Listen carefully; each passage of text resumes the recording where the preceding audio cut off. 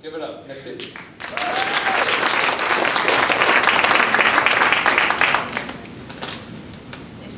Follow? All right. So I want you to think about your job for a second. Or if you're a student, you can just kind of launch forward and think ahead a little bit. But I want you to think about your job and the pros and the cons. How many of us can honestly say that our best relationships exist out there? That we are close to our boss and our coworkers like we are to our immediate family. Recently, I watched a talk by Drew Dudley about lollipop moments. In this talk, he just talks about how we put leadership on some sort of pedestal. It is a title we earn rather than something we can fully embrace right now. He says as long as leadership is something bigger than us, then we'll miss these lollipop moments in which we impact people in small yet significant ways. For example, back in the day, Drew. Back in the day when Drew was in college or passing out lollipops for a charity, he came across this girl who was very apprehensive about going to the university. In fact, she was pretty much adamant at the start of the day that she wasn't going to go, and she was going to tell her parents by the time the day finished.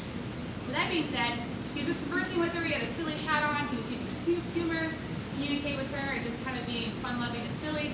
And in this moment, not only had he changed her mind about going to the university, he also introduced her to her boyfriend, who now is the guy that she's married to. So his key point is that leadership does not have to be as big as changing the world. This catalyzed my thinking for what I want to speak to you about today. First, I want you to think about the word authentic. The Merriam-Webster Dictionary defines authentic as something real or genuine, not copy or false or original. I want you to think about this idea of how many of us truly have authentic relationships with our coworkers, cashiers at the grocery store? How many of us would set aside our daily routine to help somebody in need who was not our immediate family? I started to think about how do I develop authentic relationships with people that are distant friends, strangers, and a few ideas came into fruition. One is who do I follow and why do I follow? I find that I am most passionate to follow others when I share a goal with them, or I'm stimulated by their success and want to make that my success. In fact, we thrive on leaders. Our best leaders are once inspired followers. With that being said, I started to ask myself more specific questions. Who do I follow? What do I follow? And why? And for those of you who know me well, sit in the audience, skiing, I'm obsessed with skiing. It is one of my greatest passions and serves as a foundation for some of my most authentic relationships. Now, nonetheless, the people I ski with, though, will not be normally my friends by choice. In fact, our walks of life really only cross into sport, range in age anywhere from between 19 to over 60. And even though skiing serves as the universal drive for our relationships, we have a few other things in common. Bluegrass, locally crafted beer, those kind of things.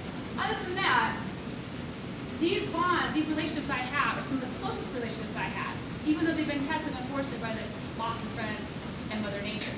They're just as close as immediate family. To give you a frame of reference, nothing is more beautiful than slaying champagne powder, hiking up to Wild Child at Loveland's Chair 9, the sun beaming us with dusty wings. We live and look up to each other at these moments. Some days you ski well, and some days you don't. Regardless, we're always there to cheer the other person on. In fact, you can often hear us cheering each other from the bottom of Chair 1. These authentic moments are unparalleled to any other experiences I have had. We truly live in these moments. We become something bigger than ourselves. After thinking and reminiscing about this, I started to wonder, how does sports come into play in regards to building authentic relationships with people outside our comfort zone? And immediately, I thought of any highly successful sports team, whether that be basketball, football, or soccer. I started thinking about the concepts of play in sports, how teams are organized, and how each player contributes an equal and specific role. And rugby came to mind, specifically South Africa and Nelson Mandela. For years, our world has been torn by racism, greed, and other forms of social injustice. And rarely does a leader come along who is able to heal the social injuries as a result at such a large scale. Yet Nelson Mandela used the power of a sport to reunite a country that had been defeated by years of racism. Not only did he use social equality to bring South Africa together, he spurred a movement that often goes unrecognized and underappreciated in our culture. That is, he used the power of play, quality, and authenticity in the sport to dissolve decades of racial tension. I started to to our communities? How can the concepts of fundamentals of fair play and racial parity work in other elements of our lives? Our country does not embody these values of racial parity and fundamentals of fair play in our social circles. In fact, we place personal gain and personal freedom above all other types of social welfare. While other countries with centralized management require consensus from all, these typically are not American values. Now don't get me wrong, I'm not suggesting that we remove individual autonomy, nor am I saying I'm a socialist. I do believe that this does not have to embody, that is, inform all the decisions we make at a business or structural level. For example, most organizations and businesses in this country have a CEO at the top, and then from there, leadership is scaffolded downward. And with this type of top-down leadership, we have people leading who are trying to influence others to do what they want them to do. In fact, a lot of organizations will have events, retreats, and those kind of things to encourage team building because authentically, equal supported relationships do not have to fit. One society that counteracts this hierarchical mentality is on the island of Okinawa. Unlike in our society, in which familial lines are unidirectional along with business, there is no one way when it comes to family in Okinawa.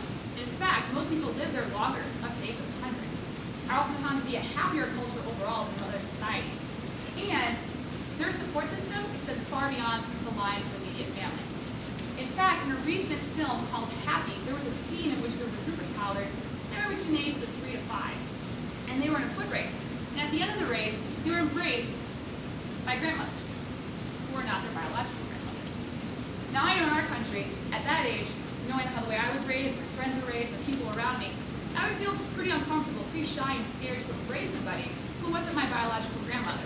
In fact, we put our immediate family so far above in our social circles that oftentimes we are afraid at such a young age to even turn to somebody who's outside of that regimen. With that being said, this is where I think we can change. I'm not asking for CEOs and leaders to step down from their positions. We need strong leaders in our society, no doubt. I'm not asking for a revolution to take place. I do believe, though, that we can change the way we perceive and act towards leadership at a personal work and in our everyday interactions. For example, creating positive feedback loops in which your success is my success. Where CEOs become more level with their workers. In fact, Pike's Fish Market. Who here has been to Pike's Fish Market? Anyone want to tell me what it is? What is Pike's Fish Market? For those of you who've been there, someone from the audience want to help me out. It's late, we're getting tired. Need some help. Anybody? They throw fish. They throw fish. Thank you. That's what I'm going to get out of this minute. So, this is one of many businesses in which they're really working towards creating these authentic relationships in which they use these ideas of racial parity and the fundamentals of fair play to not only run their business, but to interact with their customers. They literally throw fish and create a kind of surface through a play in which both the worker and the customer equally participate. It removes the sense of unilateral control and instills a sense of authenticity, creating a meaningful moment where it garners trust and happiness. So, this brings me to my big conclusion here. How then do we create authentic relationships in both our personal and work lives? We need to seek our passions and share them with others. We need to let go of familial lines and not perceive people we don't know as strangers. We need to embrace the concepts of equality in our personal work lives and let go of unilateral control and unidirectional decision making. We need to ask ourselves about the power of consensus more often, if not daily.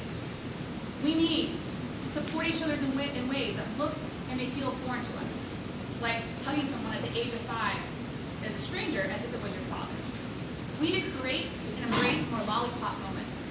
I ask you to think about the most significant person in your life and how that relationship evolved.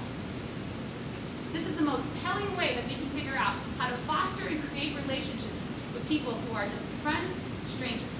By doing this, we can create relationships authentically beyond measure.